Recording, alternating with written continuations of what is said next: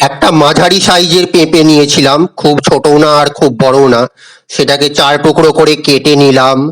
এরপরের বীজগুলো ফেলে দিলাম এবং ভিতরের সাদা অংশটাও যতটা সম্ভব পরিষ্কার করে নিলাম। এইবারে এই পেঁপেটাকে সেদ্ধ করে নিতে হবে। সবাইকে স্বাগত জানিয়ে শুরু করছি আজকের রেসিপি পেঁপের পায়েস। ইন্ডাকশন অন করে কড়াইয়ে জল গরম করতে দিয়ে দিয়েছি। জলে অল্প লবণ দিয়ে দিলাম এবং এরপরে এতে পেঁপেগুলো ছেড়ে দিলাম। এবারে এটাকে ঢাকা দিয়ে মোটামুটি 5 থেকে 7 মিনিটের মতন সেদ্ধ করতে দিয়ে দিয়েছিলাম। সেদ্ধ করে জল ঝরিয়ে নিয়ে পেঁপেগুলো নিয়ে বসে গেছি। এরপরে এগুলোকে ঝিরিঝিরি করে কেটে নিয়েছি। তো এইবারে এই কেটে নেওয়া পেঁপেগুলোকে ঘি দিয়ে ভেজে নিতে হবে। এছাড়া পেঁপের পায়েস বানাতে গেলে আর যে উপকরণগুলো লাগবে সেগুলো চিনি, কিশমিশ, কাজু বাদাম দিলে দিতে পারেন, তবে আমার কাছে কাজু বাদাম নেই বলে আমি কাঠবাদাম দিয়েছি। আর ঝিরিঝিরি করে কেটে রাখা পেঁপেটা তো রয়েছে ঘি, আর এখানে আমি পতঞ্জলির ঘিটা ব্যবহার করছি। আর যেটা লাগবে অবশ্যই, সেটা তো অবশ্যই দুধ তো লাগবে। তেজপাতাটা বলতে ভুলে গেছি, তেজপাতা অথবা এলাচ এক্ষেত্রে লাগবে। এখানে আমি ½ লিটারের মতন দুধ নিয়েছি, প্যাকেটের দুধগুলো নিয়েছি আর কি। তাহলে এখানে আমাকে প্রথমে যেটা করতে হবে, পেঁপেগুলোকে ভেজে নিতে হবে। আমি একটা প্যান গরম করতে দিয়ে দিয়েছিলাম, ফ্রাই প্যান যেগুলোকে বলে। তার মধ্যে পেঁপেগুলোকে ভেজে নেব। ঘি দিয়ে দিয়েছি, ঘিটা গরম হয়ে গলতে শুরু করলে পেঁপেগুলো দিয়ে দেব এবং মোটামুটি 3 মিনিটের মতো ভাজলেই চলবে। মাঝারি আঁচে দিয়ে ভাজবো এবং মাঝে মধ্যে নাড়াচাড়া করব। ভাজা হয়ে গেলে ভেজে রাখা পেঁপেগুলোকে সরিয়ে নেব এবং নর্মাল রুম টেম্পারেচারে যেমন রাখা থাকে সেরকমই রেখে দেব। ধীরে ধীরে এগুলো ঠান্ডা হয়ে আসবে। যতক্ষণে ঠান্ডা হবে ততক্ষণে কড়াইতে দুধও গরম হয়ে যাবে।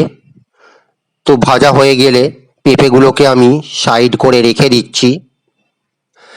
এইবারে কড়াইতে দুধ গরম করতে দিয়ে দেওয়ার পালা।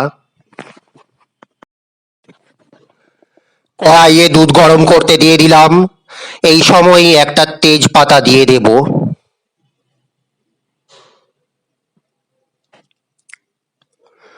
দুধটা কিছুক্ষণ গরম হয়ে গেলে হাতা দিয়ে নাড়াচাড়া করতে থাকবো।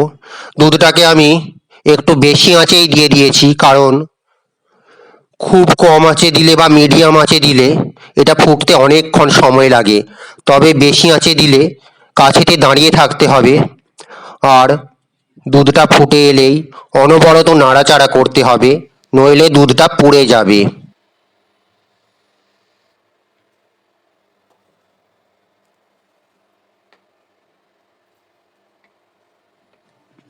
একটু গাঢ় হয়ে এলে, অর্থাৎ দুধটা ফুটে ফুটে একটু ঘন হয়ে এলে এর মধ্যে আমি ভেজে রাখা পেঁপেগুলোকে দিয়ে দেব এবং পেঁপেটা দেওয়ার পরে মোটামুটি 3 মিনিট ফোটাবো। 3 মিনিট ফোটানোর পরে চিনি যোগ করব এবং আরও 2 মিনিট ফোটাবো।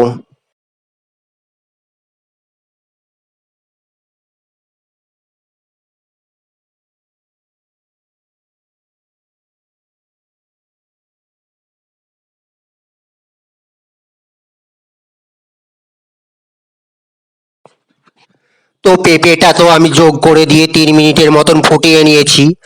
এইবারে চিনিটা যোগ করার পালা এবং চিনিটাও আমি যোগ করে দিলাম এবং আরও মিনিট দুয়েকের মতন ফুটিয়ে নিলাম।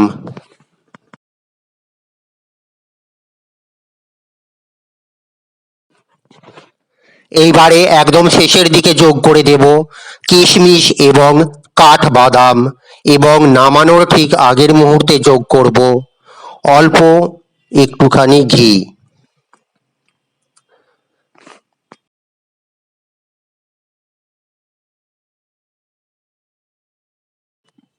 এই অবস্থায় ইন্ডাকশনটা আমরা বন্ধ করে দেব।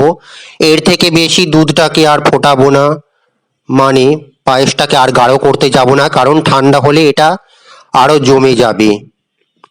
আর খুব বেশি গাঢ় করতে গেলে জমে যাওয়ার পরে একদম শুকনো শুকনো লাগবে, সেটা অতটা খেতে ভালো লাগবে না। তাই ঠিক এই অবস্থাতেই আমরা ইন্ডাকশনটা বন্ধ করে দেব।